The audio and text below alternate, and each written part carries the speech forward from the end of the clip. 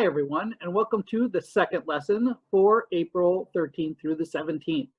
All right, so I'll do my best to get everything in that we normally would. It'll be a little bit different here because I'm filming the first half of this with the PowerPoint that we normally would go through in class, and then I'll film with better camera a couple of the examples that I normally give in class for you. So let's kind of get started here with Newton's second law of motion. Here we go, okay. So here would be the question of the day. What is Newton's second law of motion?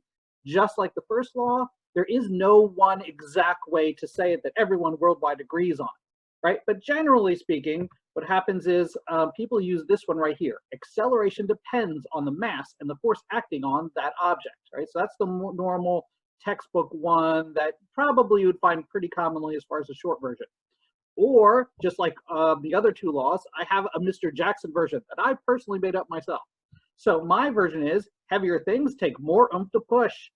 Certainly that is not something you're going to find in a textbook, but think about it. That is Newton's second law right there, right? Acceleration, right, depends on the mass and the force that's acting on that object. So it depends on the mass, meaning how heavy is the object, right? Are we talking about a ping pong ball or a bowling ball? That's the mass part of it.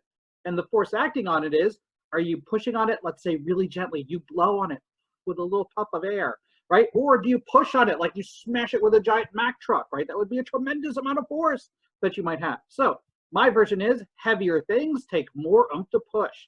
And that's what we want to get into today with Newton's second law. So before we get really technical, let's get back to the joke of the day. Remember those and everything? So here's the joke of the day. Why is it that why didn't Isaac Newton dodge the apple? The answer is he didn't understand the gravity of the situation. Well, hopefully at least a couple of you get that and everything for it.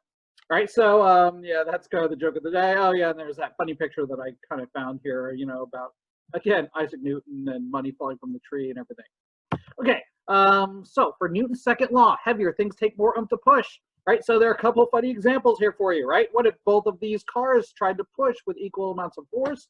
Well, the heavier one takes more oomph to push. So if this little car tried to push the big one, it's probably not going to work out so well for the little one, right?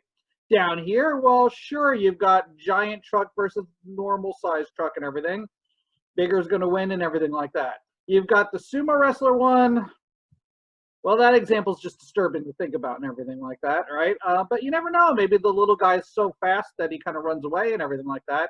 Kind of like in the boxing picture up here. This boxing picture, well, I don't know if the sumo wrestler one, it probably was just set up to be funny. This boxing one, this is actually a famous boxing match that really happened. And the smaller guy won, right? He was so much faster than the big guy that he actually fairly easily won the boxing match and everything, right? Heavier things take more oomph to push, but in some things like sports, you know, that smallness can actually work for you. You can move out of the way much faster and everything. Okay, so let's kind of move on. The video that normally I'll show you in class, that will be included in a link that you're going to want to watch just like the first lesson. And the quiz will have a couple of questions about the video that you saw. So normally in class, if you remember from the last chapter, we talked about velocity, right? So this isn't a new one. Velocity is just speed in a given direction, right? So it's how fast you're going, but if you remember, it's got to be in a direction, right? So if you want to give the velocity of, remember, say, crazy grandma driving her Corvette, right? You can't just say she's going really fast, right? You've got to say she's going really fast that direction. Maybe she's going, you know, maybe you want to be really specific, kind of like in the example that's right here. She's moving really, really fast. She's going 55 miles per hour. And she's headed north on Route 81 or something like that. That would be velocity, right? And so for this, for this lesson, what we want to get into, though, the new thing is this guy right here, acceleration. Often Newton's second law is called the law of acceleration, right? Now, acceleration doesn't just mean something speeding up or slowing down, right? Acceleration is how fast that's actually happening, right? So that's what they're looking for when we're talking about acceleration. So it's the rate or the how fast something is speeding up or slowing down, right? So for an example, right, if something is changing direction, because remember, it could be turning, right, or speeding up and slowing down would work too, but it wants to have a number associated with it. So maybe, you know, this one might not be a very dramatic acceleration. 1 kilometer per hour is all that it's speeding up. or you could give a really fast one, right? 100 kilometers per second, right? That would be a tremendously fast acceleration that's going on for those. So at this point, this is where we'll get into some different examples and everything for us. And that's where I'm going to cut and go into another video in just a little bit, so I have a better camera with a bigger, wider, field of view for you to see and everything. And then same thing. This is an example that I'll give you too in just a minute here talking about it. You don't have to be worrying about the lab sheets on our workbooks. They just are what they are. We're not going to be getting back to the workbooks and anything. Instead, we're just going to go straight with short quizzes and everything for us. So yeah, we'll get into the Newton's cradles, workbook stuff. Right, so let me cut to the other video and I'll give you a couple examples. Hey guys, so let me give you a couple examples about Newton's second law. We can start with perhaps the easiest of them. I call this the bowling ball example because normally in class I have a bowling ball. Instead, I've got one of our really big steel ball bearings. This is very heavy, right? It's really, really massive and everything. I mean, it's very solid, right? I've also got another ball bearing, but this one's much, much smaller, right? So it has a lot less mass to it and everything. So what happens is, if the two of them were to battle each other, if they were to bang into each other with about, I'm trying to be as much the same amount of speed or the amount of force for both of them, well, you can see what happens. In every case, the little tiny one loses, right? I mean, the big one just pushes out of the way because heavier things take more oomph to push, right? Because this one's moving with the same velocity or with the same speed as a smaller one, right? This one's going to take a lot more energy in order to change its motion. And so this one, it just keeps on trucking and everything like that. Now, it's not that the little one couldn't move this big one. If I hit it repeatedly with the little one, I mean, it could push it around that way, but it's much harder. It's much harder for the little one to push on the big one. It's much easier for the big one to just kind of knock the little one out of the park, so to speak, and everything. Right, so that's the first example. It's not quite as dramatic as, in class when I have a giant real bowling ball with us, but I honestly didn't want to bring that from the classroom, just for one day and everything. So for your lab experience for today, right, what you need to do is search around in your house and find any two spheres that you can that you want to do this with that might have or potentially should have different masses. If you can only find ones that have the same mass, it still talks about Newton's second law because heavier things take more oomph to push, but if you've got two things that are equal, they should have equal amounts of oomph. And just like I did with the bowling ball and the smaller ball, try to do that same experiment, right? The heavier thing takes more oomph to push, right? So it pushes on the little thing easier, whereas if you're saying the heavier thing takes more oomph to push, with the little one, let me go this way with the little one, I mean, the little one can move it. Hold on here, let's get this guy balanced. There we go. The little one, it can move it, but you'd have to hit it like really, really hard in this example right here. Right, so try that out really quick for Newton's second law. Now, still using some of these as the same example. You might remember these guys, right, from class, right? The Newton carts that we have.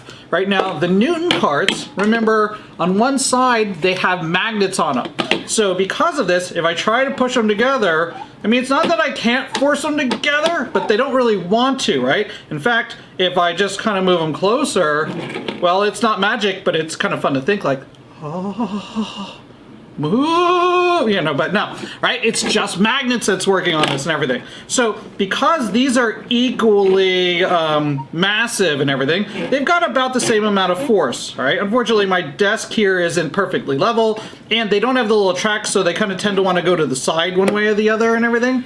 But the idea works for you, right?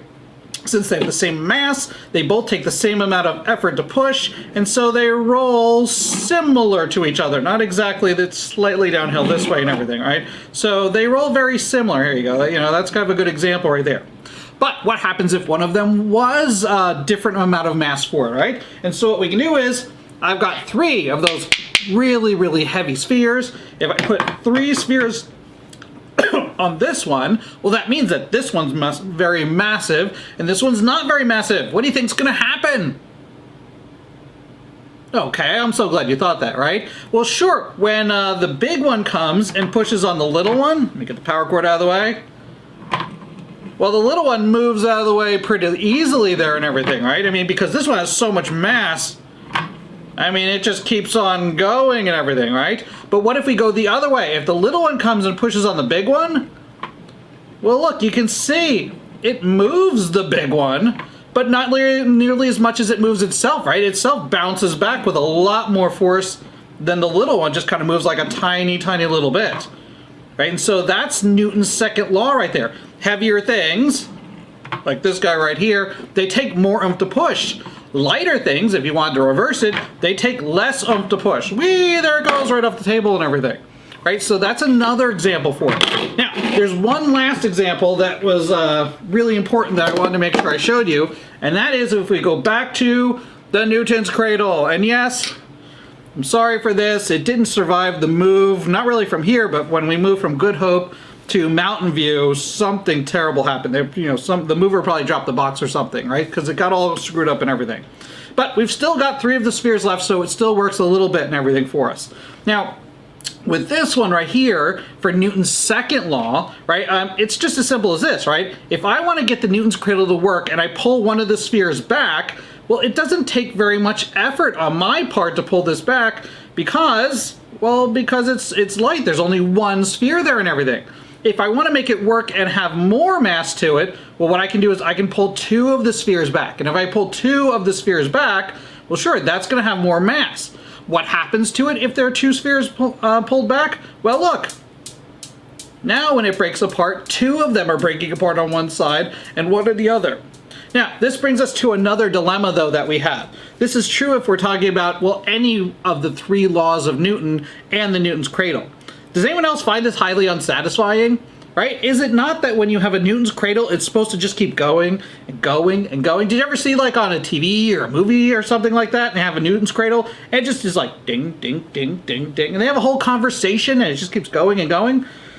Well, why is it that this one doesn't? All right, well, I know. This one is old. I mean, this one certainly is probably older than you. It might be as old as me, which, I mean, that's like dinosaur age and everything, right? And because it's old, it's only got 3 remaining spheres as opposed to the normal 5 or 6 sometimes that they have and everything. It's not perfectly lined up and all that, but certainly it should go for more than that, right? I mean, it doesn't take very long at all, and now it's kind of like just barely going at all and everything, right?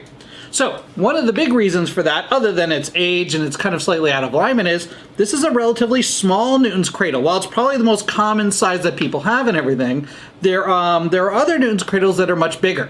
So I'm gonna cut one last time for you on this video to another Newton's Cradle that we have in the classroom, and I happen to have a video of that Newton's Cradle. It's much bigger, right? It's at least probably, this big and everything like that. So when you watch that one, notice how much better it moves, right? It keeps going much longer and longer because of Newton's second law. Heavier things take more oomph to push. So the heavier Newton's Cradle, it keeps going and going. Just like it takes more oomph for me to pull back one of the heavy spheres and get it started rolling. Once it's moving, same thing, it takes more energy for it to slow down, so it keeps going for a much longer time. Right, so I'll attach that on next, and then there should be at least 1, maybe 2 other videos that are much shorter for you to check out. One of them will be, again, the European Space Agency in space talking about Newton's second law. So make sure, watch the videos, then you can answer the quiz, and you'll be all done with your science work for today. Stay safe.